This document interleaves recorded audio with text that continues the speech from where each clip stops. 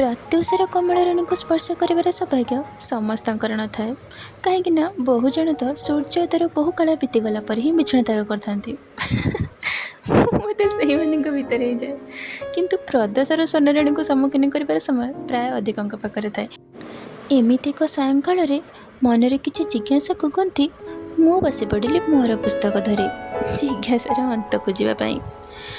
ପୃଷ୍ଠ ପରେ ପୃଷ୍ଠ ଲେଉଟିଲି, ଢଳେଇ ବି ପଡ଼ିଲି। ନିଦ ଭାଙ୍ଗିଗଲା, ଦୁଃସ୍ୱପ୍ନ ବି ଭାଙ୍ଗିଗଲା। କ'ଣ ଆଜିର ସମାଜ ଏତେ ପରିବର୍ତ୍ତନଶୀଳ?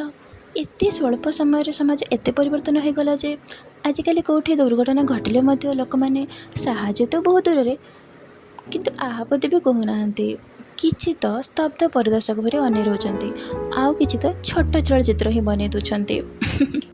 କାରଣ ତାଙ୍କ ହାତରେ ଅଛି ଫୋନ୍। ଅବଶ୍ୟ ମୋ ହାତରେ ବି ଅଛି। କିନ୍ତୁ ମୋ ଜିଜ୍ଞାସାର ବେଗ ପରିବର୍ତ୍ତନଶୀଳ ଦୁନିଆର ଦୂରତାକୁ ଲଙ୍ଘି ପାରୁନାହିଁ।